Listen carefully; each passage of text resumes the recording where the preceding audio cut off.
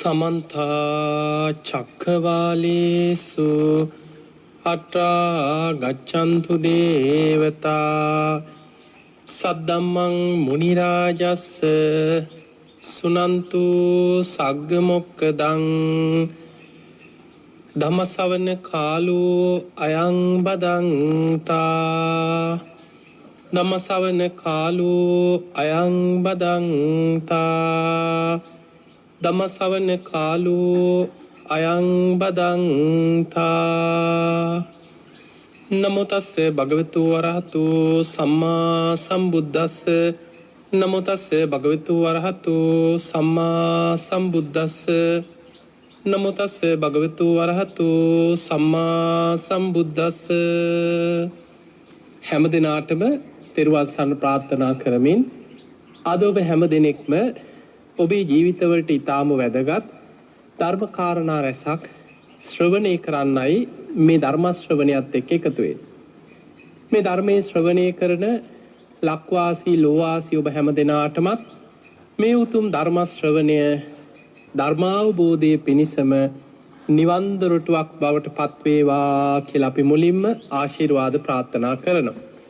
පින්තුනේ අද මේ ධර්මානුශාසනාවෙන් අපි කතා කරන්නේ අපේ හිතේ ස්වභාවය, මේ විඥානයේ ස්වභාවය, අපි හිතන දේවල් වලට අනුව අපේ හිත සකස් වෙන්නේ කොයි ආකාරයටද, අපිට බයක්, තැති ගැනීමක්, ඊළඟට නොඑක් ආසාවල්, අකුසල් මෙවැනි දේවල් නිතර නිතර සිහි කිරීම තුළ මනසක් ඒ අකුසලයට නැඹුරු වෙන ආකාරයත්, කෙනෙක් නිතර නිතර පින් කරනකොට කුසල් වඩනකොට හිත කුසලයට නැඹුරු වෙන ආකාරයත් අපිට පේන වර්තමානයේ තුල දවස ගානේ අපිට අහන්න ලැබෙන මේ අසුභවාදී දේවල්. අද මෙච්චරක් මැරිලා, අද මෙච්චරක් ලෙඩ්ඩු ඉන්නවා, මෙන්න මේ විදිහට මිනිස්සු පාරවල් වල තැන් තැන් වල සමහර අපි දකිනවා යම් යම් ප්‍රවෘත්ති විකාශන අතරතුර පවා මිනිස්සුන්ගේ දුක් ගැනවිලි අඳෝනා, මිනිස්සු විලාප දෙනවා, අඬනවා, ඒවා නාට්‍යානුසාරයෙන් රංගපාලා පෙන්වන අවස්ථා තියෙනවා. එතකොට මෙවැනි දේවල් නිතර නිතර බලනකොට ඒ ඔස්සේ මනස හැඩ ගැහිලා මිනිස්යන් තුල විශාල බියක්, තැති ගැනීමක්, මානසික කඩාවැටීමක් ඇති වෙනවා. හැබැයි කෙනෙක්ගේ මනස නිතර ධනාත්මකව හිතනකොට මට පුළුවන්, මට නැගී සිටින්න පුළුවන්, මං කොහොම හරි මේ ලෙඩේ ජය ගන්නවා, මම මගේ ශරීරය හොඳ සෞඛ්‍ය පුරුදු තුල පවත්ව ගන්නවා. එතකොට එවැනි ශක්තිමත් මනසක් ඇති කරගෙන මනසෙන් වගේම ඒ වෛද්‍ය පුරුදු පිළිපදමින් හොඳ ආහාර පාන මේ හැම දෙයක් තුලම නිතර බනහනවා. ඒ වගේම හිත ජයගත්ත බොහොම එඩිතර ක්‍රියාශීලී චරිත ගැන අපි නිතර මෙනෙහි කරනවා. එවැනි දේවල් තුල අපේ මනස බොහොම ශක්තිමත් වෙලා ලෙඩ රෝග වලට විතරක් නෙමෙයි අපිට මෙලොව පරලොවම ජය ගන්න පුළුවන් මානසික ශක්තියක් අපේ හිත තුල අපිට ගොඩනගා ගන්න පුළුවන්කම ලැබෙනවා. පින්වතුනි, මේ බුද්ධ ශාසනය තුල සමහර රහතන් වහන්සේලාගේ චරිත දිහා ගත්තා. උන්වහන්සේලා හිතා ගන්න බැරි විදිහට ඇතිවෙච්ච ජීවිතේ විපත්, කරදර, අසරණ වීම ඉදිරියේ ඒවට අභියෝග කරගෙන මානසිකව නැගී සිටපු චරිත. සමහර ජීවිත කතා අපි තේරී ගාථාවල සඳහන් වෙනවා. රහතන් වහන්සේලාගේ ජීවිත කතා, රහත් භික්ෂුණීන් වහන්සේලාගේ ජීවිත කතා. ඒ කතා අධ්‍යයනය කරලා බලනකොට අපිට පේනවා උන්වහන්සේලාගේ ජීවිතය තුළ මොනතරම් දුක්, ගැහැට, ප්‍රශ්න, කරදර මේ සියල්ල ඉදිරියේද මේ නිවන් මඟ උන්වහන්සේලා ගමන් කරලා ධර්මාවබෝධයේ පිණිස පාර හදාගෙන තියෙනවා. ඒ නිසා එවැනි චරිත කතා තුළින් අපේ හිත ශක්තිමත් කරගෙන අපිට මේ වෙලාවේ මානසික ශක්තිය තුල නැගී සිටින්න පුළුවන්. අටලෝ දහමේ කම්පා නොවන ගුණය, ලාභ අලාභ, සමහර කාලවලට ලාභ ප්‍රයෝජන ලැබෙනවා.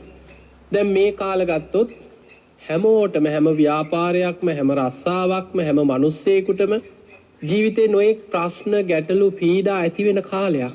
ලාභ වගේමයි අලාභ, සැප වගේමයි දුකත්. හැමෝම දුක් විඳිනවා. අපේ රටේ විතරක් නෙමෙයි මේ මුළු ලෝකේ පුරාම බලන්න මිනිස්සු කොච්චරනම් අසරණ වෙලා ඉන්නවද. සැප වගේමයි මිනිස්සු දුක් විඳිනවා.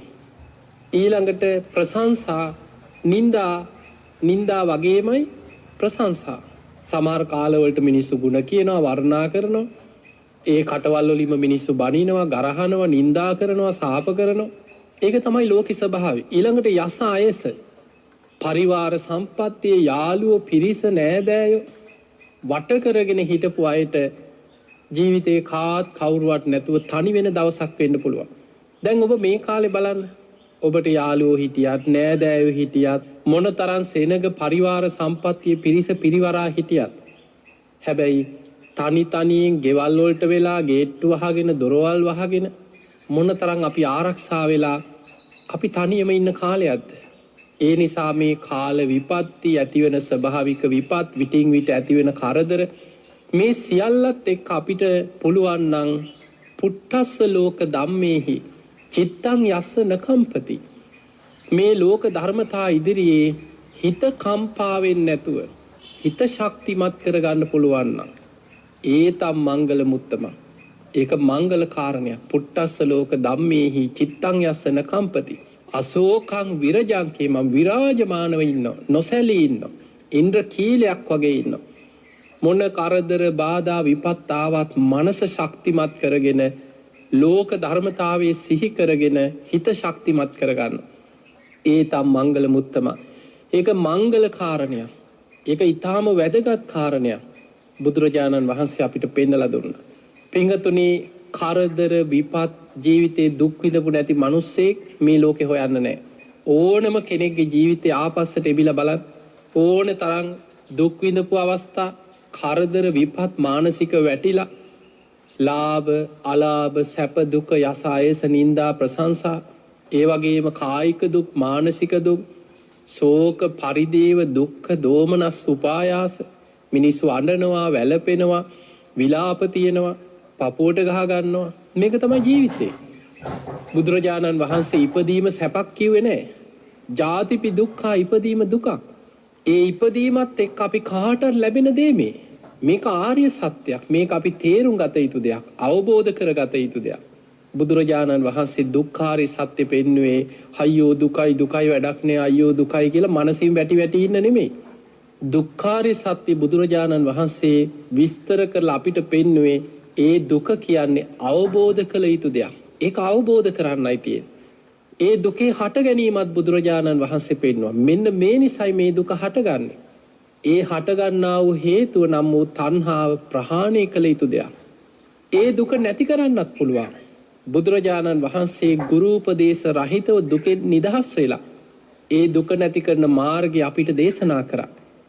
අන්නේ දුක නැති කිරීම නම් වූ නිවන අපට සාක්ෂාත් කරගන්න තියෙන දෙයක්.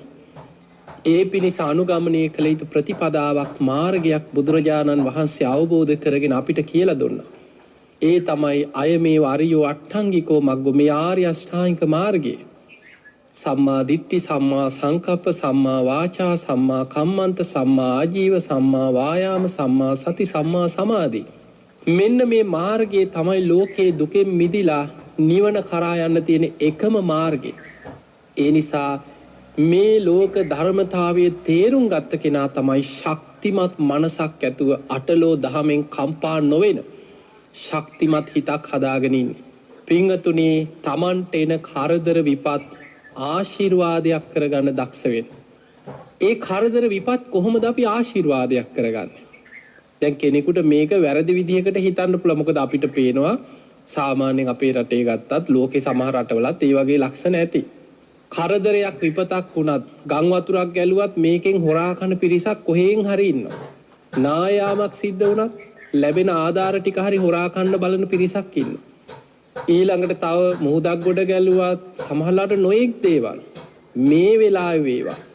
සමහර වෙලාවට මේ වසංගතෙන් ගොඩ යන්න උත්සාහ කරන බඩු ටික වැඩි මිලට විකුණන නොඑක් විදිහට පෞද්ගලික රෝහල් වල තත්ත්වය අපිට පේනවා. සාමාන්‍යයෙන් වෙනදා රුපියල් 5000ට 6000ට තිබ්බ කාමරේ 25000යි 30000යි. මිනිස්සු අසරණ වෙලා ඉන්න වෙලාවේ බෙහෙත් හේත්වල මිල මේවා වැඩි කරලා ඒ වගේ විදිහට කෙනෙක් තවත් සංසාරේ මහා විශාල අකුසල කර්ම ගොඩක් රැස් කරගෙන එයා හිතනවා නම් මං ගොඩ ගියා. මම හොඳ ගාණක් හොයාගත්තා. අපි තමයි මේකෙන් ගොඩ ගියේ කියලා ඒක තමන් විනාශය කරා යන මාර්ගයක්. සසරේ කල්ප ගණන් විපාක විඳින පාරක්කේ. අද අපි ඔබට ධර්මානුකූලව කියලා දෙන්නේ මේ වසංගතයේ ආශිර්වාදයක් කරගෙන ධර්මානුකූලව අපි ශක්තිමත් වෙන්නේ කොහොමද? කොහොමද අපි වසංගතයක් හරි කරදරයක් හරි විපතක් හරි ජීවිතේට එන කරදරයක් අපි කොහොමද ඒක ධනාත්මකව ඒකේ යහපත් පැත්තට අපේ ජීවිතයේ සකස් කරගෙන අපි ඒ තුලින් ජීවිතේ නිවැරදි මාවතක් හදාගෙන නැගී සිටින්. දැන් අපි ගමු මෙහෙම. ඔබ අහලා ඇති බුදුරජාණන් වහන්සේ වැඩ සිටිය කාලේ තිසා ගෞතමී කතාව. අපි කවුරුත් දන්නවා පුංචි කාලේ ඉඳන් දහම් පාසල් ගියයි දහම් පාසල් පොත්වල ඉස්කෝලේ ගියයි ඉස්කෝලේ ආගමේ මේ බෞද්ධ පොත්පත්වල මේ කතාව පුංචි කාලේ ඉඳන් අහලා ඇති. තමන්ගේ එකම දරුවා මැරිලා දරුවා වඩාගෙන නොමල ගේකින් අබ හොයාගෙන ගියපු මේ තිසා ගෞතමීගේ කතාව අපි අහලා තියෙනවා. එතකොට මේ කතාව තුලින් ඔබ හිතන්න බුදුරජාණන් වහන්සේ ළඟට මේ අම්මා දරුවට හරිම ආදරේ. හැබැයි දරුවා පුංචි වයසේම මිය ගියා. වෛද්‍යවරු කොච්චර කිව්වත් ওই දරුවා මැරිලා කියලා ඒ අම්මා දරුවා මැරිලා කියලා පිළිගන්න කැමති නෑ. ඒ දරුවා තුරුල් කරගෙන නෑ මගේ දරුවා මැරිලා නෑ කියලා අඬා තව වෛද්‍යවරු ළඟට යනවා. ඒ හැමෝම බලපු ගමන් කියන මේ දරුවා මැරිලා. වෛද්‍යවරයාටත් බැනලා දරුවා උස්සගෙන යනවා. ඔහොම පිස්සුවෙන් වගේ අර අම්මා දරු සෙනෙහසෙන් දරුවා වඩාගෙන දුවනකොට මහා පිං ඇති කෙනෙක් සත්පුරුෂයෙක් අනුකම්පා සහගතව මේ අම්මට කිව්ව අන්න අර පැත්තේ ජේතවනාරාමේ හොඳ වෛද්‍යවරයෙක් ඉන්නවා. ඒ වෛද්‍යවරයා නම් ඊටාම දක්ෂයි. සංසාරිකම රෝගේ සුවපත් කරන්න දක්ෂයි. මේ දරුවා ඊතනට අරගෙන යන්න. දරුවා බේර ගන්න පුළුවන්. හැමෝම මැරිලා කියනකොට අර වචනේ අම්මට අස්වැසිල්ලක් වුණා. දරුවා තුරුල් කළගෙන අඬාගෙන ජේතවනාරාමයට දරුවා අරගෙන ආවා. දැන් අපි ගමු බුදුරජාණන් වහන්සේ ඒ වෙලාවේ උපක්‍රමශීලී වුණා. ඒකට ධර්මයේ කියන්නේ නිපක. නිපක කියන්නේ උපක්‍රමශීලී නුවණ. පින්වතුනි සත්‍ය උනත් ප්‍රකාශ කළ යුතු තැනක් වෙලාවක් තියෙනවා. ඒකට ධර්මයේ කියන්නේ සුභාසිතයක් වෙන්න ඕනේ. සත්‍යක් වෙච්ච පමණින් සුභාසිතයක් වෙන්නේ. සමහර වෙලාවට අපි දන්නවා ලෝකේ ඇත්ත කියන්න ගිහිල්ලා මැරුම් කාපු අය ඉන්නවා. කෙනෙක් කියන්න පුළුවන් ඇත්ත කියන්න බය වෙන්න ඕනේ නැහැ කියලා. හැබැයි ඇත්ත කියන්න බය වෙන්න ඕනේ නැති වුණාට ඒ ඇත්ත නිසි වෙලාව කරුණාව මෛත්‍රී සහගතව කෙනෙකුට හානියක් නොවන විදිහට ඒක සත්‍යක්ම විදිහට අන්න ඒ වගේ කරුණු ගණනාවක් තුල අපි ප්‍රකාශ කරද්දී තමයි ඒක සුභාසිතයක් හැටියට හැමෝටම ප්‍රයෝජනවත් වෙන්නේ. බලන්න බුදුරජාණන් වහන්සේ ඒ වෙලාවේ උපක්‍රමශීලී වෙච්ච හැටි. බුදුරජාණන් වහන්සේට තිසා ගෞතමිය ওই දරුවා මැරිලා ඕක විසිකල්ලා දාලා බණහන්න වාඩි වෙන්න කියවනම් බණහන්න වාඩි වෙයිද? එහෙනම් බුදුරජාණන් වහන්සේටත් බැන මගේ දරුවා මැරිලා නෑ කියලා ආපහු දරුවත් තුරුල් කරගෙන දුවනවා. බුදුරජාණන් වහන්සේ වදාලා මේ දරුවා මට සනීප කරන්න පුළුවන්. මේකට හොඳ බෙහෙතක් තියෙනවා. අර අම්මට ඒ වචනේ පුදුම හිතට සහනයක් වුණා. ස්වාමීනි ඕන දිහාකින් මං මේ බෙහෙත හොයාගෙන එන්නම් කියෝ. ඒ වෙලේ බුදුරජාණන් වහන්සේ වදාලා අබ ටිකක් අරගෙන එන්න. අබ හැම තැනම මේ කාලේ ගෙවල් වල තියෙනවා. අබ මිටයි බෙහෙත හදන්න. ඒ වෙලාවේ දරුවා බුදුරජාණන් වහන්සේ ළඟ තියලා දුවන්න හදනකොට බුදුරජාණන් වහන්සේ වදාලා තිසා ගෞතමිය මේ දරුවත් අරගෙන මෙයන්. හැබැයි මතක තියාගන්න ඒ අබ මිට ගන්නකොට නොමල ගේකින් අබ ටිකක් හොයාගන්න. දැන් ඒකත් හිතට ගියා. දැන් අර දරුවත් තුරුල් කරගෙන දුවගෙන ගියා ගෙදරට. ගිහිල්ලා කිව්වා අනේ මට මේ දරුවා සනීප කරගන්න බෙහෙතකට අබ ටිකක් ඕනේ. මිනිස්සු ඉක්මනට දුවගෙන ගිහිල්ලා අබ මිටක් අරගෙන එනවා. අබ ටික අතට ගන්නකොටම අහනවා මේ ගෙදර කවුරු හරි මැරිලා තියෙනවද? අන්න එතකොට මැරිච්ච ලිස්ට් එක කියාගෙන යනවා. අපේ තාත්තා මැරුණා, බාප්පා නැති වුණා, සීයා නැති වුණා, මේ වගේම පොඩි එකෙක් අක්කට හිටියා. ඔය ටික ඇහෙනකොට අබ ටික වීසි කළා දුවනවා. අපෝ අපේ බා ඊළඟ ගෙදරට යනවා. ඒ ගෙදරිනුත් අහනවා. අබ දෙන්න කැමති. හැබැයි මැරිච්ච අයගේ නල් ලිස්ට් එක අහගෙන යනකොට අබ දාලා දුවනවා. කොහොම ගෙයින් ගෙට යනකොට තමන්ටම තේරුණා ඉපදුනා නම් ඒකාන්තයෙන් මැරෙනවා. ඒ හැම ගෙදරකම මිය ගිය අයගේ විස්තර අහනකොට මේ වගේම පුංචි දරුවෝ මැරලා තියෙනවා. ළමා වයසේ මැරෙනවා. සෙල්ලම් කරන වයසේ මැරෙනවා. තරුණ වයසේ මැරෙනවා. මැදි වයසේ මැරෙනවා. වයසට ගිහිල්ලා මැරෙනවා. ඉපදුනා නම් ඒකාන්තයෙන් මැරෙනවා.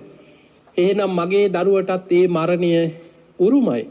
අවසානයේ තමන්ටම වැටහුණා දරුවගේ අර මල කඳ අර මෘත ශරීරයේ එහෙම අරගෙන අමු සොහොනට ගිහිල්ලා සොහොනට දාලා ආපහු ආව බුදුරජාණන් වහන්සේ ළඟට. ඒ ඇවිල්ලා බුදුරජාණන් වහන්සේට වන්දනා කරලා කිව්වා ස්වාමීනි මට වැටහුණා මට අවබෝධ වුණා. ඉපදුනා නම් ඒකාන්තයෙන්ම සෑම කෙනෙක්ම මරණයට පත් වෙනවාමයි. ඒක මගේ දරුවටත් උරුමයි. අනේ ස්වාමීනි මේ ඉපදීමෙන් නිදහස් වෙන, ලෙඩවීමෙන් ශෝක පරිදේව දුක්ඛ දෝමනස්යන්ගෙන් නිදහස් වෙන ඒ උතුම් මඟ මට දේශනා කරන සේක්වා කියලා බුදුරජාණන් වහන්සේගෙන් බණහන්න වාඩි වුණා. මේ බුද්ධ ශාසනය තුල බණහලා ධර්මය අවබෝධ කරගත්තා. උතුම් අරහත්ත්වයට පත් වුණා. දැන් බලන්න එදා ඒ විපත නොවුනා නම් අදටත් කොහේ හරි සසරේ දරුවෝ හද එක්ක දරුවන්ගෙන් ගුටි කාලා සමාලාට මිනිසයාගෙන් ගුටි කකා එක්ක තිරිසන් අපායක වෙන්න පුළුවන්, പ്രേත ලෝකයක වෙන්න පුළුවන්, නිරේක වෙන්න පුළුවන්. අද සසරේ කොහේ හරි ඉපදී යනවා. එහෙනම් එදා තිසා ගෝතමියට සංසාර දුකින් නිදහස් වෙලා නිවන කරා යන්න ඒ දරුවගේ මරණය ආශිර්වාදයක් වුනේ නැද්ද? සමහර වෙලාවට අපිට එන විපත කරදරය අපිට ධර්මාවබෝධයේ පැත්තට අපි මේ සසරෙන් මිදෙන මාර්ගයේ පැත්තට අපි හරව ගත්තොත් ඒකම අපිට ආශිර්වාදයක්. දැන් බලන්න සමහර අය ඉන්නවා එවැනි විපතක් ඉදිරියේ පිස්සු හැදිලා ඔළුව අවුල් කරගෙන සම්පූර්ණයෙන්ම මුළු ජීවිතේම අවුල් කරගන්න අය. හැබැයි තව අය ඉන්නවා වර්තමානයේ පවා ජීවිතේට Tamanට කරදර විපත් එනකොට ඒ අය කල්පනා කරනවා අපි අප්‍රමාදීව පින් කරන්න ඕනේ, කුසල් වඩන්න ඕනේ. මේ වසංගතයත් එක්ක ජීවිතේට බණ අහපු නැති මිනිස්සු දැන් ගෙවල් වල බණ අහන්න පටන් ගන්නවා. ජීවිතේට රතන සූත්‍රය කියලා නැති අය දැන් පිරිත් පොත් පෙරලගෙන ගෙවල් වල බුදුන් වඳිනවා, රතන සූත්‍රය කියනවා, හවසට බුදුන් වඳිනවා. සමහර අය ඉන්නවා බණ නම් අහනවා. හැබැයි අපිට භාවනා කරන්න නම් බෑ කියන. හැබැයි ඒ අය දැන් භාවනා කරනවා. ඒ නිසා ජීවිතේ කෙනෙකුට එන කරදරයක්, විපතක්, අනතුරක් ජීවිත අවබෝධය තුළින් සසරෙන් මිදෙන්න ආශිර්වාදයක් කරගන්න පුළුවන්. ඊළඟට අපි කවුරුත් දන්න පටාචාරාව ගැන හිතන්න. පටාචාරාවගේ ජීවිතේ කොයි තරම් ප්‍රශ්න ගැටලු එක්ක වැරදිච්ච ජීවිතයක්ද? මහා ධනවත් පවුලක හිටපු එකම දරුවා ආදරයක් ඇති වෙලා, බැඳීමක් ඇති වෙලා තමන්ගෙම මහා සිටු මැදුරේ සේවකයෙක් දරපලනාපු මිනිස්සයා එක්ක දෙමව්පියන්ටත් හොරෙන් පැනලා ගියේ. එහෙම ගිහිල්ලා බොහෝ දුක් විඳගෙන අර මිනිස්සයා එක්ක කාලයක් ආදරෙන් ජීවත් වුණා. දරුවෝ ලැබුණා. අවසානයේ දරුවෝ දෙන්නෙක් ලැබිලා දරුවෝ දෙන්නත් අරගෙන ආපහු තමන්ගේ දෙමව්පියෝ ළඟට එන්න පිටත් වෙලා මගදී තමන්ගේ ස්වාමියා සර්පෙක් දෂ්ට කරලා මිය ගියා. දරුවෝ දෙන්න වඩාගෙන අඬා ඇවිල්ලා අචිරවතී ගඟෙන් දරුවෝ දෙන්න ඈතර කරන්න ගිය වෙලාවේ එක දරුවෙක් වතුරේ ගහගෙන ගියා. අනෙක් දරුවා උක්කුසෙක් දැහැගෙන ගියා. මේ කතාව අපි අහලා තියෙනවා. අවසානයේ මේ පටාචාරාවට පිස්සු හැදුනා. පිස්සුවෙන් වගේ පාරවල් වල ඇඳි වතවත් නැතුව පාරේ දුවගෙන ගියා කියලා ඔබ අහලා ඇති. හැබැයි මතක තියාගන්න එදා මේ මහා කරදර විපත් එක පිට හෙනගෙඩි වගේ කරදර විපත් වලට මුහුණ දුන්නේ මේ බුද්ධ ශාසනයේ ශික්ෂාකාමී භික්ෂුණීන් අතර අග්‍රස්ථානෙ ලබන්න පුළුවන් මහා පිං ඇති කෙනෙක්ගේ. අවසානයේ එහෙම පිස්සුවෙන් වගේ දුවගෙන යනකොට එදත් පිං ඇති කෙනෙක් මඟ පෙන්නවා. පිස්සුවෙන් වගේ දුවගෙන එවුනේ බුදුරජාණන් වහන්සේ දහම් දෙසන ඒ පුණ්‍ය භූමියට. එදා බුදුරජාණන් වහන්සේ පිහිට වුණා. මේ බුද්ධ ශාසනය තුල බණහලා පැවිදි වුණා.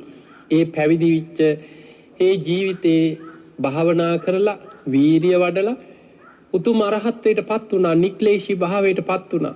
ඒ මරණයමයි මෙනෙහි කරේ ධර්ම අවබෝධයට. පටාචාරාව උතුම් අරහත්ත්වයට පත්වෙච්ච ආකාරයේ තේරී ගාථාවල ධර්ම ග්‍රන්ථවල සඳහන් වෙනවා. පටාචාරාව හැමදාම පැවිදි වෙලා දැන් පැවිදි භික්ෂුණිය නිදාගන්න යනකොට පාදෝවණය කරලා තමන්ගේ කුටියට ගිහිල්ලා භාවනා කරලා නිදා ගන්න. දවසක් පාදෝවණය කරනකොට ගලාගෙන ගිය ජලයේ ටික දුරක් ගලාගෙන ගිහිල්ලා පොළොවට උනා ගත්තා. පහවදා ඒ විදිහටම පාදෝවණය කරනකොට ඒ ජලයේ තව ටික දුරක් ගිහිල්ලා පොළොවට උනා ගත්තා. ඊළඟ දවසෙත් පාදෝවණය කරනකොට ඒ වතුර ටික එතනම පොළොවට උනා ගත්තා. භාවනාවට වාඩි වෙලා මේ නිමිත්ත මෙනෙහි කරා. මේ ජල පහර පාදෝවණය කරනකොට ගලාගෙන ගිය වතුර ටික වගේ ජීවිතයක්.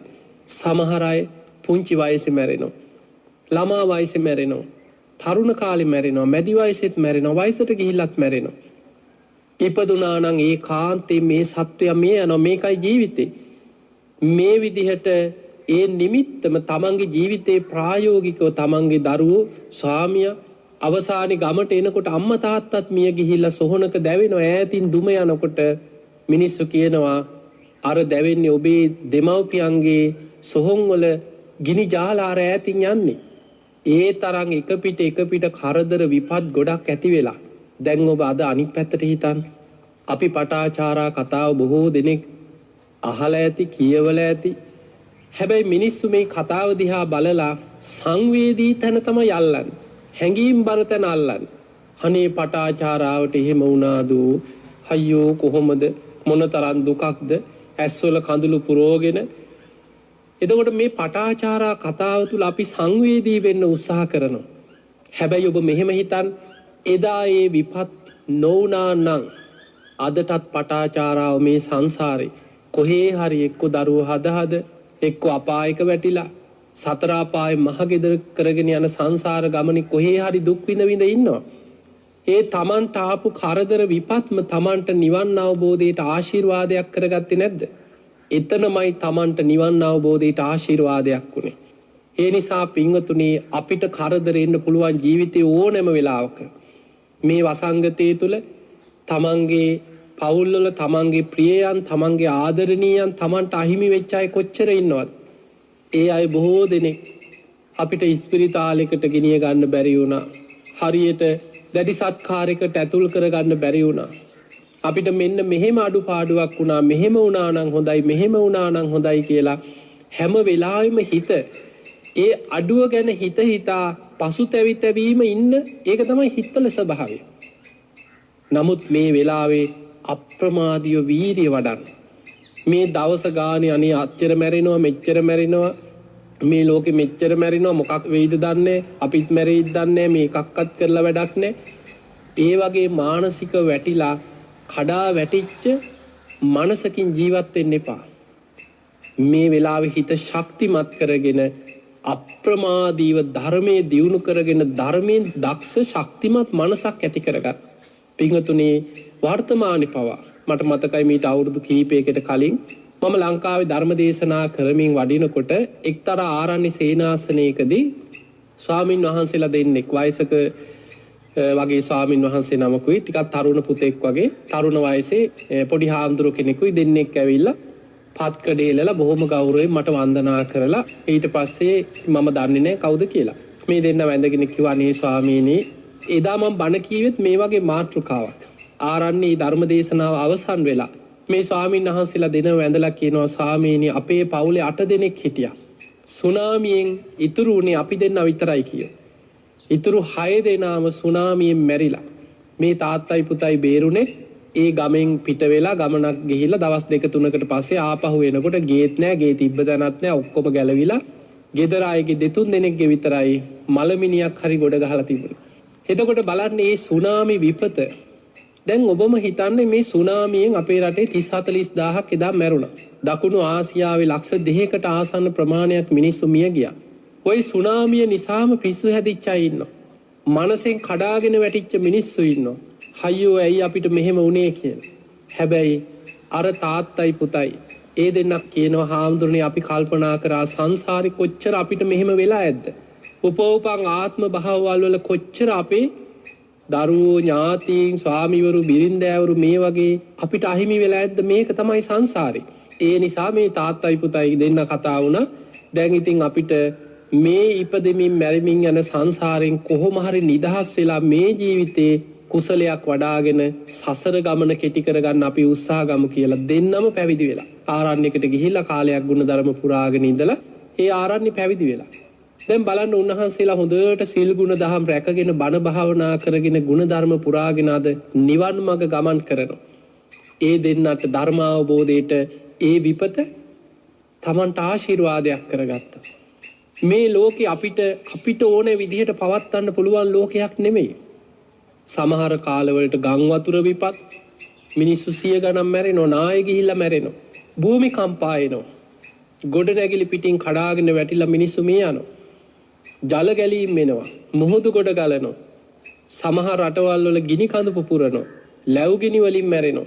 මේ ලෝකයේ තුල මොනතරම් ස්වභාවික විපත් වලින් ව්‍යසන වලින් මිනිස්සු මැරෙනවද? විටින් විට මේ වගේ වසංගත ඇවිල්ලා ලෝකේ දහස් ගණන් ලක්ෂ ගණන් මිනිස්සු වසංගත ලෙඩ රෝග වලින් මේ යනවා. ජීවිතේ කවදා කොතන කොයි මොහොතේ මොන විදිහට අපේ ජීවිත ලෙඩ වේද අසරණ වේද මොන වගේ විපත් වලට අපිට මුහුණ දෙන්න වෙයිද අපි කාටවත් කියන්න පුළුවන් කමක් නැහැ. ඒ නිසා පින්වතුනි අටලෝ දහමෙන් කම්පා නොවන අකම්පිත හිතක් සකස් කරගන්න නම් ධර්මයෙන් ශක්තිමත් මනසක් ඔබ හදාගන්න දක්ෂ වෙන්න. ඔබේ හිත ධර්මයෙන් ශක්තිමත් නම් මොන විපත් මොන කරදර ආවත් ඔබ බොහොම ශක්තිමත් කෙනෙක්. ඔබේ හිත වැටෙන්නේ නැතුව මනස ධර්මයේ තුල පවත්වන්න පුළුවන්. දැන් මම ඔබට මේ විඥානයේ ස්වභාවය බුදුරජාණන් වහන්සේ පැහැදිලි කරලා තියෙන දේශනාවක් ඇසුරේ මේ මනස සතුටෙන් තබා ගැනීමට කොච්චරනම් අපි මේ කරන කියන බලන දේවල් අපිට උපකාර වෙනවද කියන කාරණේ ඔබට තේරුම් ගන්න මම ධර්ම කොටසක් ඔබට කියලා දෙන්නම්. බුදුරජාණන් වහන්සේ මෙන්න මේ විදිහට දේශනා කරනවා. අවිජ්ජා සහගතෝ පුරුෂ පුද්ගලෝ පුඤ්ඤංචේ සංඛාරං අபிසංකරොන්තිති පුඤ්ඤෝපගං හෝති විඥාන. ඒකේ තේරුම තමයි මේ අවිද්‍යා සහගත පුද්ගලයා පින් කරනවා. නැවත නැවත පින් කරනවා. එහෙම පින් කරනෝ නැවත නැවත පින් කරනකොට පුඤ්ඤෝපගං හෝති විඥාන. එයාගේ විඥානේ, එයාගේ මනස, එයාගේ හිත පිනට නැඹුරු වෙච්ච හිතක් එයාට සකස් වෙනවා. ඊළඟට අවිජ්ජා සහගතෝ පුරුෂ පුද්ගලෝ අපුඤ්ඤංචේ සංඛාරං අபிසංකරොන්ති इति අපුඤ්ඤෝපගං හෝති විඥාන.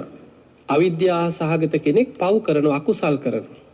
නැවත නැවත අකුසල් කරනවා. එතකොට මොකද වෙන්නේ? අපුඤ්ඤෝපගං හෝති විඥාන. අකුසලයට අනුව හිත හැඩ ගැහෙනවා, සකස් වෙනවා. ඊළඟට තවත් බුදුරජාණන් වහන්සේ විස්තර කරනවා අවිජ්ජා සහගතෝ පුරුෂ පුද්ගලෝ ආනිඤ්ඤංචේ සංඛාරං අபிසංකරොන්ති इति ආනිඤ්ඤෝපගං හෝති විඥාන. ආනිඤ්ඤාවි සංස්කාර. එයා සමාධිය වඩනවා, ධ්‍යාන වඩනවා. හොඳට භාවනා කරලා භාවනාව වඩනවා. එතකොට මොකද වෙන්නේ? යාගේ විඥානයේ සමාධියට අනුව සකස් වෙනවා. භාවනාවට නැඹුරු වෙච්ච හිතක් හැදෙනවා. ඔන්න ඕක තමයි හිතේ ස්වභාවය. දැන් ඕක මම ඔබට තවත් සරලව කියන්නම්. අපි නිකන් කතාවට කියනව නේද? මැස්ස ගහන පැත්තට වැල ඇදිලා යනවා කියලා. ඕක තේරෙනවනේ ඔබට.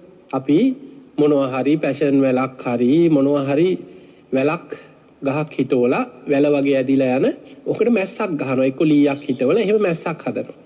ඒ මැස්ස ගහන පැත්තට වැල ඇදිලා යනවා. මේ හිතේ ස්වභාවයත් ඔය වගේමයි.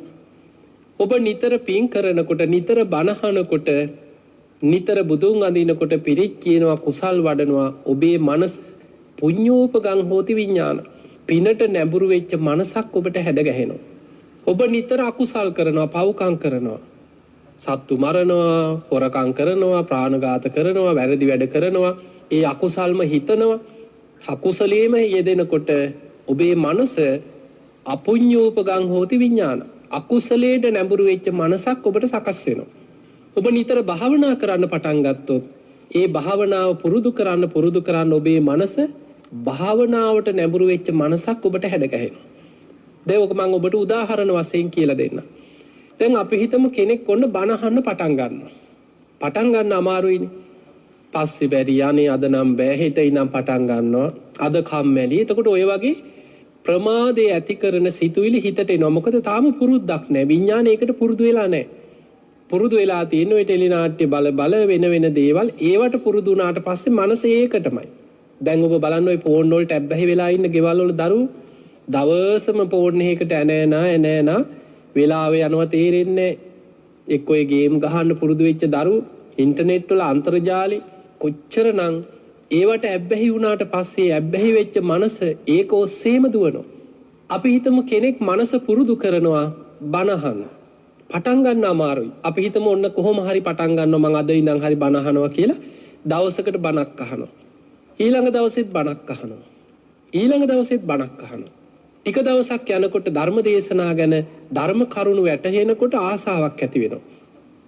දැන් බණ දෙකක් අහන්න පටන් ගන්නවා. ඊළඟට කාලයක් ගිහිලා දවසකට බණ 3ක් විතර අහනවා. දැන් මේ ධර්මයේ ගැන නිතර මෙනෙහි කරනවා. ඒ ධර්ම කරුණු ගෙවල් වල සාකච්ඡා කරනවා. ඒ ධර්මයට අදාළ පොත්පත් කියවනවා. දැන් මොකද වෙන්නේ? නිතර නිතර යෙදෙනකොට පුඤ්ඤූපගං හෝති විඥාන. ඒකට හැඩ ගැහිච්ච මනසක් සකස් වෙනවා. අන්න දැන් කාලයක් යනකොට ඔබේ හිත ඔබේ මනස බණ ඇසීමට සකස් වෙලා. දැන් අපි හිතමු ඔබට එක දවසක් බණ අහන්න මග ඇරුණා කියලා. වෙනද හැමදාම අහපු බණ එදාට බණ අහන්න අමතක වුණා. දැන් එතකොට අයියෝ අද මට බණ ටික අහගන්න බැරි වුණානේ. අපරාධය අද මේ බණ අහන්න වෙලාවනේ. අද මං හැමදාම මේ බණ අහන දවස් අද මට බණ අහන්න අමතක වුණානේ. දැන් මේක ලොකු දෙයක් වගේ හිතට දැනෙනවා. ඇයි හිත කුසලයට පුරුදු වෙලා අර පිනට නැඹුරු වෙච්ච මනසක් නිසා එක දවසක් මග හැරුණත් ඒක හිතට අඩුවක් වගේ තේරෙනවා.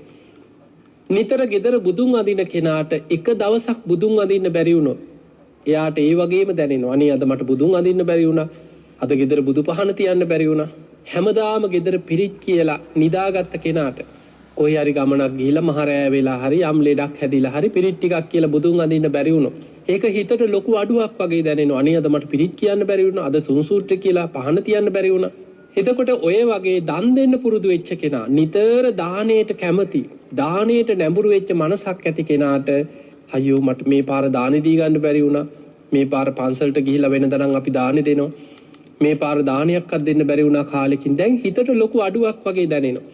දැන් ඔබට තේරෙනවද යම් පිනක කුසලයක මනස නිතර නිතර යෙදෙනකොට අපේ මනස ඊට අනුව හැඩ ගැහෙනවා. අකුසලෙත් ඔය වගේම තමයි. දැන් ඔබ හිතන්න රාග සහිත සිතුවිල්ලක් හිතන්න මොකද වෙන්නේ? හිත රාගයට අනුව හැඩ ගැහෙනවා. ද්වේෂයත් එහෙමයි. තරහකාරය ගැනම හිතනවා. අසවලා මට මෙහෙම කරා මුම් මට මෙහෙම කරා. ඒක හිතන්න නූපන් රාගයේ උපදින උපන් රාගයේ බලවත් වෙනවා. බයත් එහෙමයි. අපි හිතමු ඔබට තේරෙන උදාහරණකින් මම කියන්න. දැන් ඔබ ගෙදර ඉන්නවා වෙනදා හැමදාම ගෙදර තනියෙන් ඉන්න පුරුදු වෙච්ච කෙනෙක් කියලා හිතන්න. දැන් කවුරු හරි එනවා නේද ඇයෙක් යාළුවෙක් ඇවිල්ලා අනේ කොහොමද කියලා දැන් කතාව පටන් අරගෙන දැන් හොල්මන් කතා කියනවා. මෙන්න මෙහෙමයි අසවල් තැන මෙහෙම හොල්මන් තිබ්බා. දැන් ඇත්ත වගේ කියනවා. දැන් මේක අහගෙන ඉන්නකොට දැන් ඒක හිතනවා. අඩු ගානේ අපි හිතමු අපි චිත්‍රපටියක් බැලුවා මේ වගේම දෙයක් කියලා බය වෙන හිත බය වෙන දෙයක් අහලා බලලා ඒක ඔස්සේ දැන් හිතන්න පටන් ගත්තොත් වෙනදාර ගෙදර තනියම හිටියට දැන් ගෙයි ඇවිදින්නේ බයෙන්. පොඩි සද්දයක් ඇහුණත් ගැස්සෙනවා. නිදා ගන්න ගියත් වටපිට බලනවා ලයිට් එක දාලා බලනවා හිත බයයි දැන්. බය ගැන හිතන්න හිත ඒකට හැඩ ගැහෙනවා. රාගය ගැන හිතන්න හිත රාගයෙන් යටපත් වෙනවා. ද්වේෂය ගැන හිතන්න හිත ද්වේෂයෙන් යටපත් වෙනවා. මම මේ කාරණා ඔක්කොම ඔබට විස්තර කරේ පින්වතුනි ඔය වගේමයි මනස මැරෙනවා කියලා මේ මැරෙන ගණන් හදා දවස ගානේ ඒවා බල අද මෙච්චරයි ලෙඩ්ඩු අද මෙච්චර මැරුණා මිනිස්සුන්ගේ අඬනේවා විලාප දෙනේවා බලන්න. අද පත්තරයක් ගත්තත් මේ පත්තරේ කෙනෙක්ගේ මනස වැඩෙන හිතේ එකඟතාවය ඇති වෙන කෙනෙක්ගේ හිත ශක්තිමත් වෙන යහපත් දේවල් අඩුම ගානේ මේ පත්තරේ 10%ක්වත් හොයාගන්න නැහැ. හොරකම් අපරාධ මිනීමැරුම් දූෂණය කරපු ඒවා වද දීපු ඒවා අපරාධ ඕවම තමයි කියවන්නේ. රූපවාහිනියක හරි ගුවන් විදුලියක හරි ඕනම දෙයක ප්‍රවෘත්ති විකාශනයක් ගත්තත් බ්‍රේකින් නිවුස් කියලා යන්නේව ඇහුවත් විපතක් කරදරයක් අනතුරක් මිනිස්සු අඬනේවා විලාප දෙනේවා මේවා කාලයක් අපි අහලා බලලා ඒවම මෙනෙහි කර ඉන්නකොට මනස ඒ ඔස්සේ හැඩ ගැහෙනවා. මානසික දුර්වල වෙච්ච මනසින් වැටෙච්ච පිරිසක් බවට පත් වෙනවා. මනසෙන්ම ලෙඩ වෙලා ඉවරයි. සමහර අයට අපි හිතමු මේ රෝගේ ඕන කෙනෙකුට හැදෙන්න පුළුවන්. මේ ලෝකේ මේ වසංගතය පේන විස බීජයක් නෙමෙයි. එංගලන්තේ චාල්ස් කුමාරයාටත් හැදුනා. එංගලන්තේ අගමැතිටත් හැදුනා. ලෝකේ බොහෝ රටවල අගමැතිවරු ජනාධිපතිවරු රටේ ප්‍රසිද්ධ පුද්ගලයෝ ඕන තරම් මේ රෝගය වැළඳුණා. හැබැයි බොහෝ දෙනෙකුගේ මානසිකත්වය හිතන්න කොච්චර ප්‍රාථමික මනස මේ හිතෙන් බය වෙලා මේවා දැකලා මානසික වැටිලා සමහරු පොසිටිව් කියනකොටම මානසික මට්ටම සම්පූර්ණයෙන් කඩාගෙන වැටලා 150 කඩාගෙන වැටලා ඉවරයි. එතනින් පස්සේ මනසෙන් මෙරි ඉන්නේ. හිතේ විඳවනවා, මුළු ඇඟම වෙවුලනවා, නිකම්ම බයට හුස්ම ගන්න බෑ සමහරුන්ට. ඒ නිසා හිත ශක්තිමත් කරගන්න. පින්වතුනි, අපි අකුසල් ගැන බය වෙන දේවල්, අසුබ දේවල්, නරක දේවල් ඒවම හිතන්න හිත ඒකට අනුව හැඩ ගැහිලා මනස වැටෙනවා. මිනිස්සෙකුගේ මානසික ශක්තිය, මානසික දරා ගැනීමේ හැකියාව කඩාගෙන වැටෙනවා. මනස වැටෙනකොටම ශරීරයේ ප්‍රතිශක්තිකරණ පද්ධතිය, ලෙඩ රෝග වලට ඔරුත්තු දෙන මානසික ශක්තිය පුද්ගලයෙක්ගේ කඩාගෙන වැටෙනවා. ඒ නිසා ලෙඩ රෝග ජය ගන්නත්, ජීවිතේ හැම ප්‍රශ්නයකටම මුහුණ දීලා හිත ශක්තිමත් කරගන්නත් ශක්තිමත් මනසක් ඇති කෙනෙක් බවට පත් වෙන්න. ඒ ශක්තිමත් මනසක් ගොඩනගා ගන්න තියෙන්නේ යහපත් දේවල් කිරීමෙන්, පින් කිරීමෙන්, කුසල් වැඩීමෙන්, අටලෝ දහමෙන් කම්පා නොවන හිතක් ඇති කරගන්න. ධර්මයේ හැසිරෙන, ධර්මානුකූලව හිතන කෙනා තමයි ලාභ අලාභ, නිന്ദා ප්‍රශංසා, සැප දුක යස ආයස මේ ඕනෑම විපතක් අටලෝ දහම ඉදිරියේ පුට්ටස්ස ලෝක ධම්මේහි, මේ ලෝක ධර්මතා ඉදිරියේ චිත්තං යස්සන කම්පති. එයාගේ හිත කම්පා වෙන්නේ. එයා මනසෙන් වැටෙන්නේ. අශෝකං විරජං කිමං, එයා විරාජමානව නොසැලී ඉන්නවා. ඒතම් මංගල මුත්තමං. අන්න ඒක මංගල කාරණයක් හැටියට බුදුරජාණන් වහන්සේ පෙන්වුවා. ඒ නිසා පින්වතුනි, මෙවැනි විපත්තිදායක කාලයක අපිට රට ලෝකේ වෙනස් කරන්න බෑ. ලෝකේ බොහෝ පිරිසක් අපායටම නැඹුරු වෙච්ච, කෙලෙස් වලින්ම විනාශය කරා යන්න උත්සාහ කරන පිරිසක් ලෝකේ පුරා ඕනේ තරම් ඉන්නවා.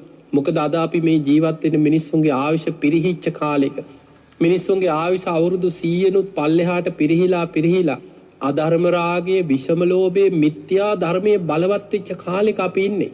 මෙවැනි කාලෙක මේ ලෝකේ වැඩිපුරම ඉන්නේ පින් කරන, කුසල් වඩන, යහපත් ගුණ ඇති මිනිස්සු නෙමෙයි.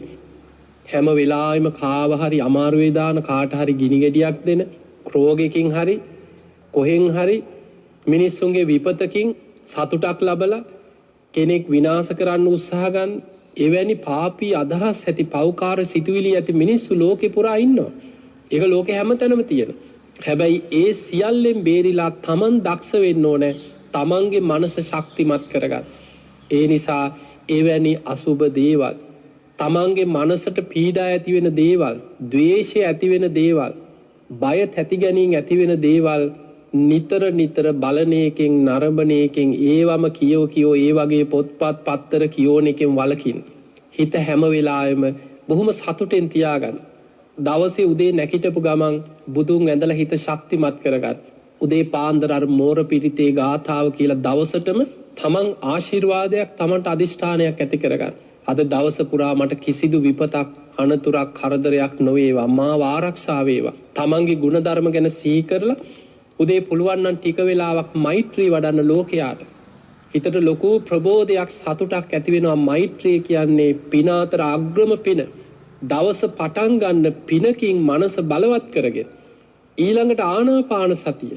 මේ දවස්වල මේ හුස්මත් එක්ක, අපේ පෙනහළු එක්ක බොහෝ දුරට ඔබට පේනවා මේ රෝගය, පෙනහළු දුර්වල වෙලා නියුමෝනියා තත්වයන් යටතේ තමයි බොහෝ දෙනෙක් මේ යන්නේ. මේ හුස්ම, පෙනහළු වල තියෙන ශක්තිමත් භාවය, ඒ අතර gedara හිටියත්, එළියට බහින්න බැරි වුණත්, ඇවිදින්න බැරි වුණත් ඔබට පුළුවන් මේ හුස්ම එක්ක යම් ව්‍යායාම ක්‍රම තියෙනවා. ඒවට කියනවා breathing exercise කියලා. එතකොට ඒ වගේ හොඳට හුස්ම අල්ලගෙන, හුස්මත් එක්ක තමන්ගේ ශරීරයේ ප්‍රතිශක්තිකරණ පද්ධතිය හොඳට පවතින ආකාරයට ශක්තිමත් මනසක් වගේම කයත් නිරෝගීව පවත්ව ගන්න.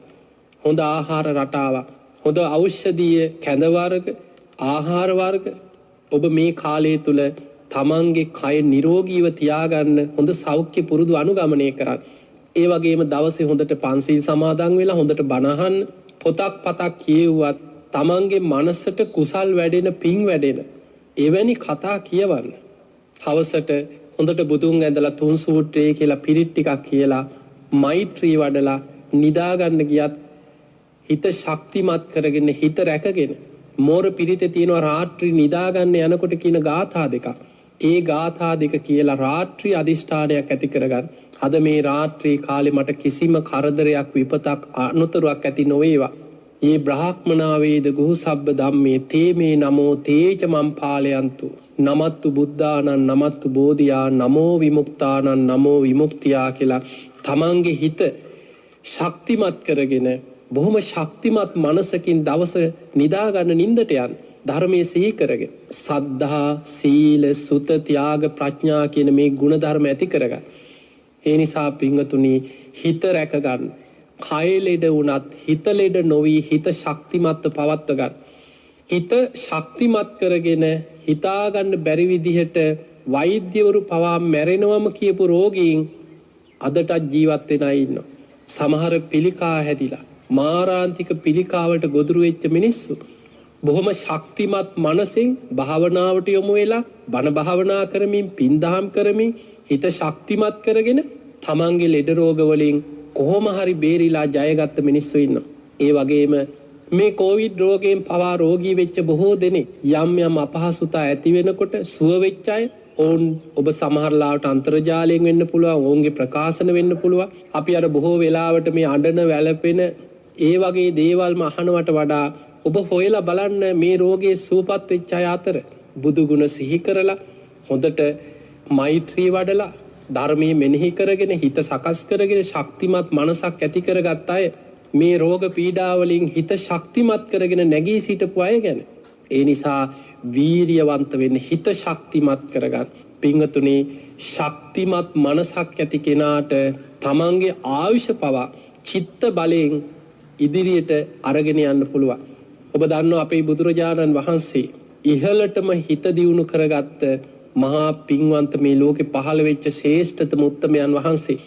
අපේ බුදුරජාණන් වහන්සේට පුළුවන් ආයු සංස්කාර අදිෂ්ඨාන කරලා සතර ඉරිදිපාද බලයෙන් ඒ වෙනකොට තියෙන පරමායුෂ ආයුෂ් කල්පයක් හරි ඊටත් වැඩිපුර හරි ඉන්නත් පුළුවන්. එදා බුදුරජාණන් වහන්සේගේ කාලේ පරමායුෂ අවුරුදු 120යි. චිත්ත බලයෙන් හිතේ ශක්තිය දියුණු කරපු කෙනෙකුට ඊටත් වැඩිපුර වුණත් ඉන්න පුළුවන් කියන. ඔබ දන්නවා බුදුරජාණන් වහන්සේ චාපාල චෛත්‍යස්ථානයේ අසලදී ආනන්ද හාමුදුරන්ට ඒක සිහිපත් කරා.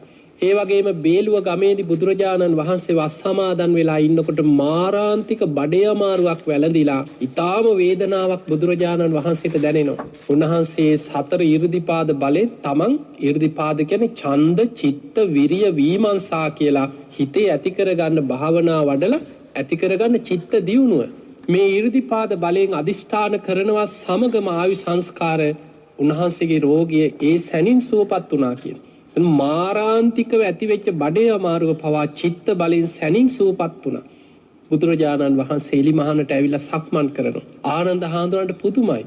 මේිට ටික වෙලාවකට පරින් ගිලන් වෙලා වැඩ සිටියේ තථාගතයන් වහන්සේ අනේ දැන් සුවපත් වෙලා. හරිම ආශ්චර්යයි. බුදුරජාණන් වහන්සේ ළඟට ඇවිල්ලා ආනන්ද හාමුදුරුවෝ වන්දනා කරලා කියනවා ස්වාමීනි හරිම ආශ්චර්යයි හරිම අద్භූතයි.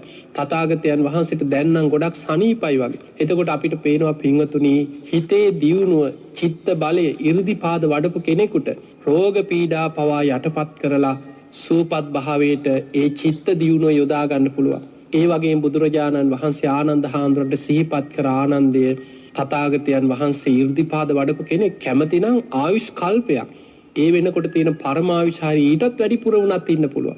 නමුත් බුදුරජාණන් වහන්සේ ඒ වෙනකොට සම්බුදු කෘත්‍ය අවසන් කරලා උන්වහන්සේ අවිද්‍යාව තණ්හාව ප්‍රහාණය කරලා සම්බුදු කෘත්‍ය අවසන් කරපු නිසා පිරිනිවන් පාන අදිෂ්ඨාන කරගත්තා. අපි දන්නවා මේ බුද්ධ ශාසනයේ හිත වඩපු ශ්‍රාවකයෝ බක්කුල මහරහතන් වහන්සේ අවුරුදු 160ක් නිරෝගීව වැඩ සිටියා. අනුරුද්ධ මහරහතන් වහන්සේ අවුරුදු 150ක් වැඩ හිටියා. ඒ නිසා නිරෝගීකම කියන්නේ උතුම්ම සැපයක්. ආරෝග්‍ය පරමාලාභ නිරෝගීකම උතුම්ම ලාභයක්. සන්තුට්ටි පරමන්දන හිතේ සතුට කියන්නේ පරම ධනයයි. ඒ නිසා සතුටෙන් ඉන්න සැහැල්ලු මනසක් බොහොම ධර්මානුකූල නිරාමිස ප්‍රීතිමත් මනසක් මේ කාලය තුල ඇති කරගන්න. ඒ වගේම නිරෝගීකම ගැන ඔබේ ප්‍රතිශක්තිකරණේ ඔබේ ආහාර රටාව මේ කාලය තුල ඊටාම සැලකිලිමත් වෙමින් ධර්මානුකූලව පින්දහම් කරමින් මනස ශක්තිමත් තියාගන්න. කය ලෙඩ වුණත් හිත ලෙඩ කරගන්න එපා. අන්න එතකොට ඔබට මේ රෝගයට පවා හොඳින් මෝන දීලා මේ රෝගයෙන් පවා ජය ගන්න අපිට පුළුවන්කම තියෙනවා. ඒ නිසා පින්වතුනි එන කරදර විපත් සියල්ල අපි ධර්මානුකූලවම ජයගෙන ඒ කරදර අපිට ආශිර්වාදයක් කරගන්න පුළුවන් නිවන් මගට භයානක සසරින් මිදෙන්න ගුණධර්ම වඩන්න. දැන් බලන්න බොහෝ කාලයක් අනේ අපිට වෙලාවක් නැහැ වැඩ කරදර භාවනා කරන්න වෙලාවක් නැහැ කියපු අයට දැන් ඕන තරම් වෙලාව තියෙනවා. දැන් සමහරුන්ට ගෙවල් වල ඉන්න කම්මැලි කරන්න දෙයක් නැහැ. භාවනා කරන්න බණ අහන්න කුසල් වඩන්න අප්‍රමාදීව ගුණධර්ම පුරන්න. ඔබට කාලයක් ගිහිල්ලා ආපස්සට හැරලා බලනකොට තේරෙයි මේ වසංගතය නිසා මම භාවනා කරලා හිත දියුණු කරගත්තා. ඒ කාලේ කොච්චර අපි බණහලා දහම් දැනුම වැඩුවද? ඒ කාලය තුල මම කොච්චර කුසල් වැඩුවද? මේ කරදර විපත් කාලේ මට නම් ආශිර්වාදයක් වුණා ධර්මයේ දියුණු කරගන්න. අන්න ඒ විදිහට ශක්තිමත් මනසක් ඇතුව ධර්මාවබෝධයේ පැත්තට හිත සකස් කරගන්න. ඉතින් එහෙමනම් ඔබ හැම දිනාටම මේ ලැබිච්ච මනුස්ස ජීවිතය තුල අප්‍රමාදීව කුසල් දහම් වඩාගෙන හිත ශක්තිමත් කරගෙන උතුම් වූ ධර්මයේම අවබෝධ කරගන්න වාසනාව ලැබේවා ලැබේවා ලැබේවා කියලා අපි ඔබට ආශිර්වාද ප්‍රාර්ථනා කරනවා. ඒ වගේම ලක්හඬ ගුවන් විදුලියේ කාර්ය මණ්ඩලයේ හැම දිනාටම ඔබ හැම දිනාටමත් ධර්ම ශ්‍රවණීක ලක්වාසී ලෝවාසී හැම දිනාමත් නිදුක් වේවා නිරෝගී වේවා සුවපත් වේවා හැම දිනාටම උතුම් ධර්මාවබෝධයේ පිණිසම මේ පින ආශිර්වාදයක් පාරමිතාවක්ම වේවා වේවා කියලා අපි ආශිර්වාද කරනවා. ආකාසට්ඨා චුම්මට්ඨා දේවානාගා මහිද්దికා පුඤ්ඤන්තං අනුමෝදිත්වා චිරන් රක්ඛන්තු ලෝක සාසනං ආකාසට්ඨා චුම්මට්ඨා දේවානාගා මහිද්దికා පුඤ්ඤන්තං අනුමෝදිත්වා චිරන් රක්ඛන්තු දේශනං ආකාසට්ඨා චුම්මට්ඨා දේවානාගා මහිද්దికා පුඤ්ඤන්තං අනුමෝදිත්වා චිරන් රක්ඛන්තු ත්වං සදා හැම දිනාටම සම්මා සම්බුදු සරණයි.